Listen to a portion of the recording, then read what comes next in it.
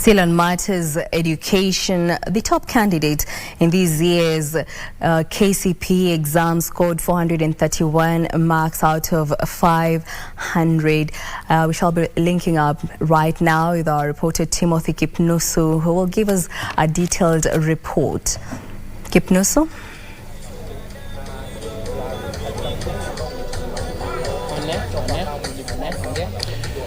A very good afternoon to you, my colleague Jackie Wambiru there at the Broadcasting House. Yes, indeed, as you mentioned, I'm coming to you live from Mtihani House here in Nairobi, where just like 30 minutes ago, the Cabinet Secretary in the Ministry of Education, Professor Ezekiel Machogu, has officially released the Kenya Certificate of Primary Education Examination 2022, and it is a day that has been waiting upon by the learners, of course, teachers, the parents, and now the results is out, and by the announcement, the best student scored 431 marks compared to last year, where the best student was Brian Mackenzie scoring 428. There is a slightly improvement, of course, in the scores in the of top student, of course, as the CS mentioned, also improvement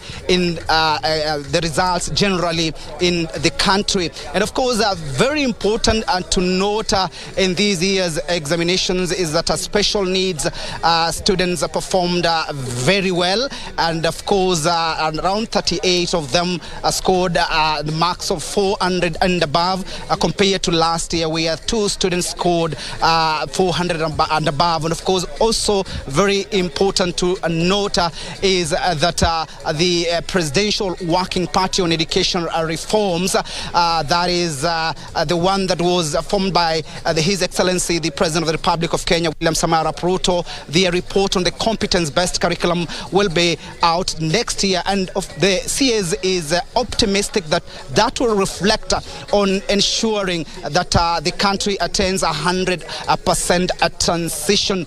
And this year's examination, we've seen a bit of improvement, particularly the female students performing very well in Swahili and Swahili and English, and their male counterpart performing very well in mathematics. And of course, also there was a variation from last year where we were given the name of the top student, naming of the student who is the top students, but this year's the results has just been released just like that.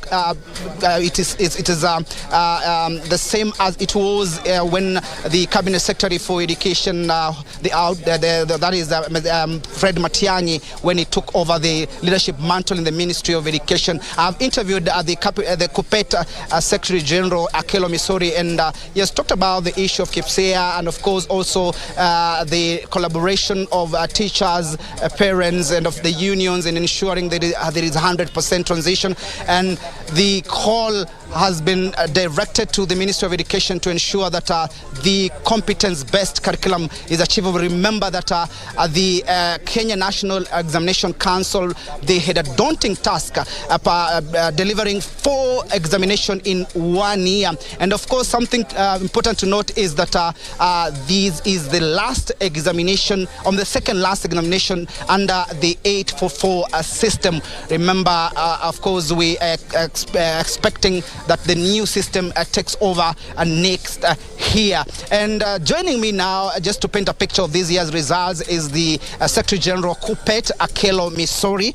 Many thanks indeed for finding time to talk to us again in KBC Channel 1. What do you make of this year's results? First, it was a disappointment that KPSEA results were not declared. Yet the candidates did the exams in the same environment like the KCPE. Something must be done to meet the expectation of these KPSEA candidates in grade 6, because their transition to grade 7 will be a real challenge for them to justify that they are in a junior secondary class.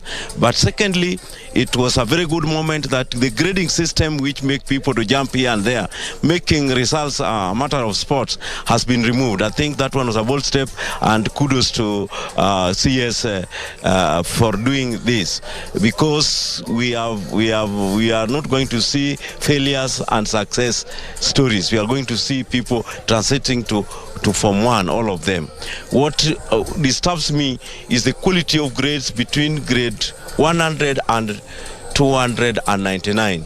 The number seems to be bigger than the number between 300 and 400. That calls for attention from the ministry, and I hope the minister has already declared that there are three components of dealing with the challenges of how they are implementing the curriculum.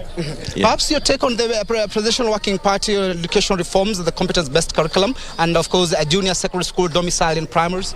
I think one of the bold step that they did was to cure the anxiety that the parents had about their children being junior and the government having the double intake, which has been justified by the cabinet secretary. But I want just to tell them early enough that we are not off the hoods yet, because the transition domiciled in the junior secondary primary is going to pose more challenges, because we shall have two traditions in one institution, and one is ready for it, the other one is just coming as amateurs, because the teachers who are being posted into this to teach junior secondary are freshers, the 31,000 teachers. So I think there's still a lot of things to be done, but we want a recognition of the competency-based curriculum. Yeah. Your message on the issue of government ensuring that we have enough teachers, 30,000 teachers being employed beginning from next year? Perfect. Bring the 30,000 teachers, but don't use professionals to do much manual work. That they are only going to be interns, 21,000 of them being interns. I think that is using cheap labor. The government must be ready to spend on education, and that is where we want to take the government. In 2023, the government must be ready to spend in education, because education is everything for us. It will make us have good journalists, to make us to have good doctors, have good teachers, good politicians, and good economies. So that is where we go. Yes. Thank you so much for talking to us on KBC Channel 1.